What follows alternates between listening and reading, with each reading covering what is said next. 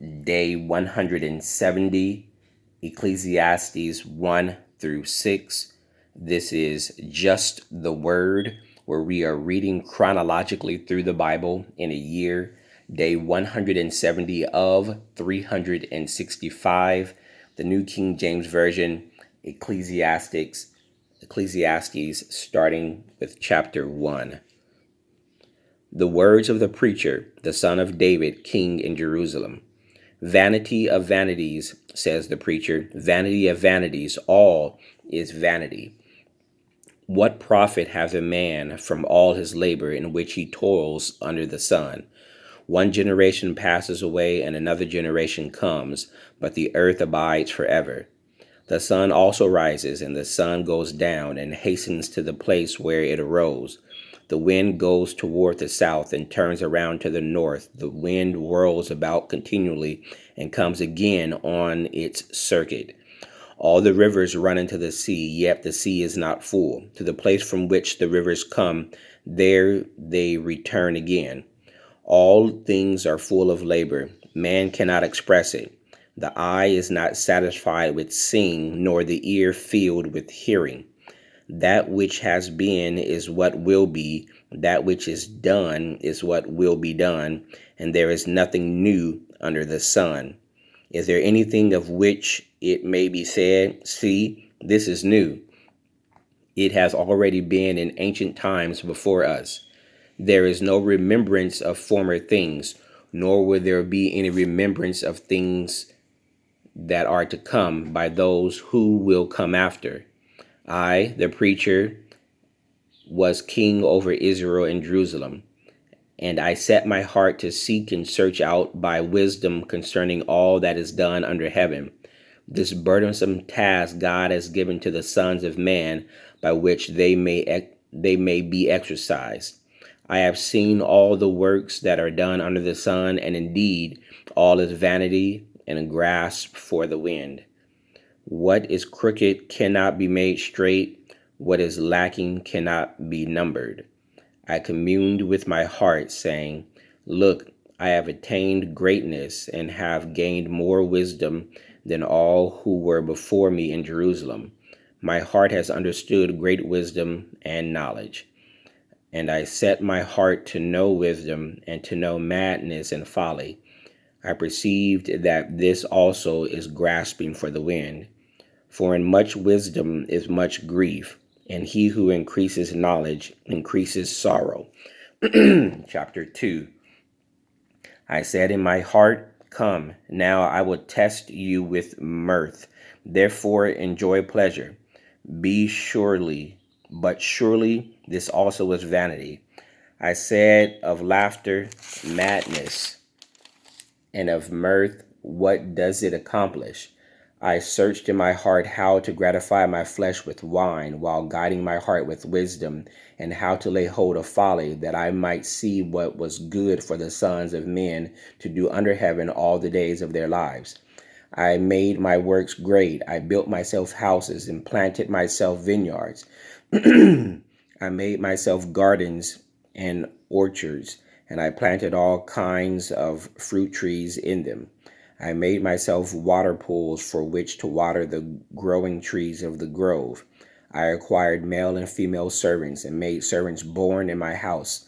Yes, I had greater possessions of herds and flocks than all who were in Jerusalem before me. I also gathered for myself silver and gold and the special treasures of kings and of the provinces. I acquired male and female singers, the delights of the sons of men, and musical instruments of all kinds. So I became great and excelled more than all who were before me in Jerusalem. Also my wisdom remained with me. Whatever my eyes desired, I did not keep from them. I did not withhold my heart from any pleasure, for my heart rejoiced in all my labor, and this was my reward. And this was my reward from all my labor. Then I looked on all the works that my hands had done, and on the labor in which I had toiled, and indeed all was vanity and grasping for the wind. There was no profit under the sun. Then I turned myself to consider wisdom and madness and folly. For what can the man who succeeds, for what can, for what can the man do who succeeds the king? Only what he has already done. Then I saw that wisdom excels folly as light excels darkness. The wise man's eyes are in his head, but the fool walks in darkness. Yet I myself perceive that the same events happen to them all. So I said in my heart, as it happens to the fool, it also happens to me. And why was I then more wise? Then I said in my heart, this also is vanity. For there is no more remembrance of the wise than of the fool forever, since all that now is will be forgotten in the days to come. And how does a wise man die? As the fool. Therefore I hated life, because the works that was done under the sun was distressing to me, for all is vanity and grasping for the wind. Then I hated all my labor in which I had toiled under the sun, because I must leave it to the man who will come after me, and who knows whether he will be wise or a fool. Yet he will rule over all my labor in which I toiled, and in which I have sown myself wise under the sun. This also is vanity. Therefore I turned my heart and despaired of all the labor in which I had toiled under the sun. For there is a man whose labor is with wisdom, knowledge, and skill, yet he must leave his heritage to a man who has not labored for it. This also is vanity and a great evil. For what has man for all his labor and for the striving of his heart with which he has toiled under the sun? For all his days are sorrowful and his work burdensome. Even in the night his heart takes no rest. This also is vanity. Nothing is better for a man than that he should eat and drink, and that his soul should enjoy good in his labor. This also I saw was from the hand of God. For who can eat or who can enjoy enjoyment more than I? For God gives wisdom and knowledge and joy to a man who is good in his sight. But to the sinner he gives the work of gathering and collecting, that he may give to him who is good before God. This also is vanity and grasping for the wind. Chapter 3. To everything there is a season, a time for every purpose under the sun, a time to be born and a time to die, a time to plant and a time to pluck up what is planted, a time to kill and a time to heal, a time to break down and a time to build up, a time to weep and a time to laugh, a time to mourn and a time to dance, a time to cast away stones and a time to gather stones, a time to embrace and a time to refrain from embracing, a time to gain and a time to lose, a time to keep and a time to throw away, a time to tear and a time to sow, a time to keep silent and a time to speak, a time to love and a time to hate, a time of war and a time of peace. What profit has the worker from that in which he labors? I have seen the God-given task with which the sons of man are to be occupied. He has made everything beautiful in its time. Also, he has put eternity in their hearts, except that no one can find out the work that God does from the beginning to end. I know that nothing is better for them than to rejoice and to do good in their lives, and also that every man should eat and drink and enjoy the good of all his labor. That is the gift of God. I know that whatever God does, it shall be forever. Nothing can be done, nothing can be added to it, and nothing can be taken from it. God does it that men should fear before him. That which is has already been, and what is to be has already been. And God requires an account of what is past. Moreover, I saw under the sun, in the place of judgment, wickedness was there, and in the place of righteousness, iniquity was there. I said in my heart, God shall judge the righteous and the wicked, for there is a time there for every purpose and for every work. I said in my heart, concerning the condition of the sons of men, God tests them that they may see that they themselves are like animals. For what happens to the sons of man also happens to animals. One thing befalls them as one dies, so dies the other. Surely they all have one breath. Man has no advantage over animals, for all is vanity. All go to one place. All are from the dust, and all return to dust. Who knows the spirit of the sons of men, which goes upward, and the spirit of the animals, which goes down to the earth? So I perceive that nothing is better than that a man should rejoice in his own works. For what is his heritage? For who can bring him to see what will happen after him? Chapter 4. Then I returned and considered all the oppression that is under the sun. And look, the tears of the oppressed, but they have no comforter. On the side of their oppressors there is power, but they have no comforter. Therefore I praised the dead who are already dead more than the living who are still alive. Yet better than both is he who has never existed, who has not seen the evil work that is done under the sun. Again I saw that for all toil and every skillful work, a man is envied by his neighbor. This also is vanity and grasping for the wind. The fool folds his hand and consumes his own flesh. Better a handful with quietness than both hands full, together with toil and grasping for the wind. Then I returned, and I saw vanity under the sun.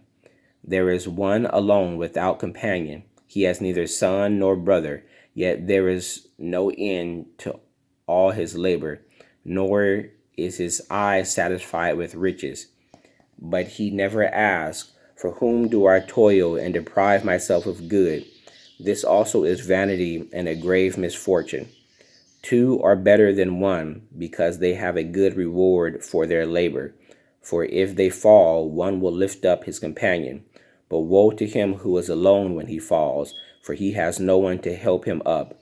Again, if two lie down together, they will keep warm. But how can one be warm alone? Though one may be overpowered by another, two can withstand him, and a threefold cord is not quickly broken. Better a poor and wise youth than an old and foolish king who will be admonished no more. For he comes out of prison to be king, although he was born poor in his kingdom. I saw all the living who walk under the sun. They were with the second youth who stands in his place. There was no end of all the people over whom he was made king. Yet those who come afterward will not rejoice in him. Surely this also is vanity and grasping for the wind. Chapter 5. Walk prudently when you go to the house of God, and draw near to hear rather than to give the sacrifice of fools, for they do not know that they do evil. Do not be rash with your mouth, and let not your heart utter anything hastily before God. For God is in heaven, and you on earth. Therefore let your words be few. For a dream comes through much activity, and a fool's voice is known by many words. When you make a vow to God, do not delay to pay it, for he has no pleasure in fools. Pay what you have vowed. Better not to vow than to vow and not pay. Do not let your mouth cause your flesh to sin, nor say before the messenger of God that it was an error. Why should God be angry at your excuse and destroy the work of your hands? For in the multitude of dreams and many words there is also vanity, but fear God. If you see the oppression of the poor and the violent perversion of justice and righteousness in a province, do not marvel at the matter. For high official watches over high official, and higher officials are over them. Moreover, the profit of the land is for all. Even the king is served from the field.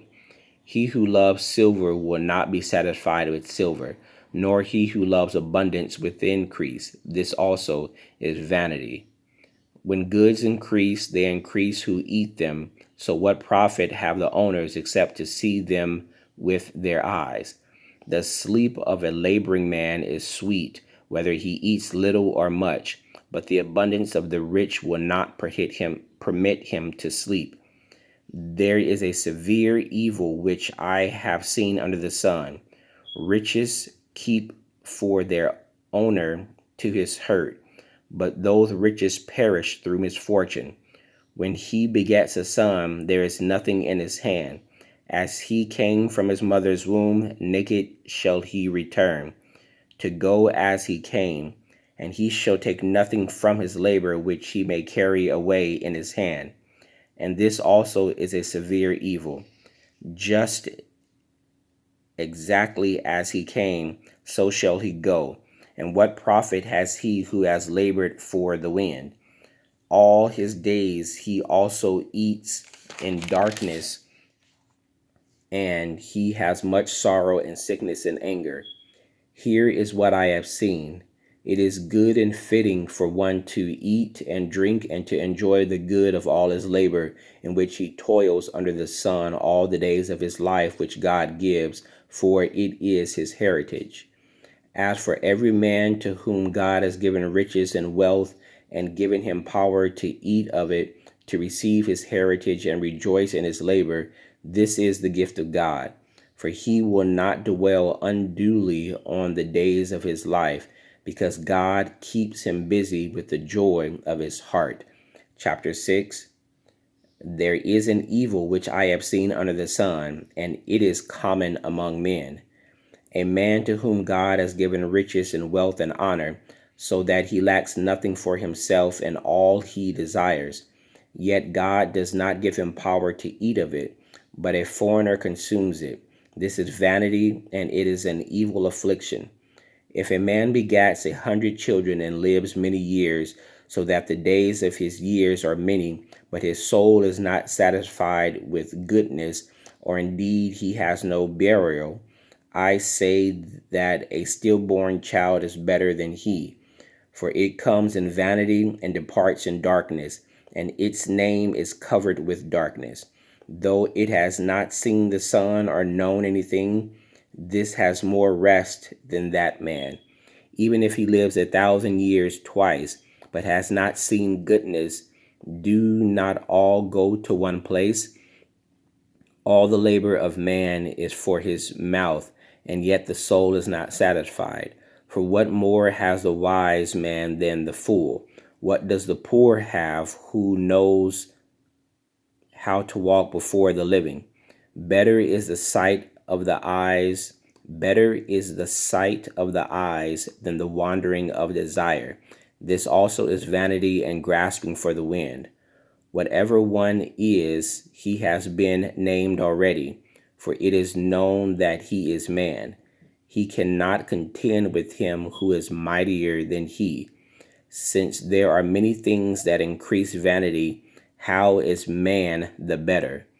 For who knows what is good for man in life, all the days of his vain life which he passes like a shadow?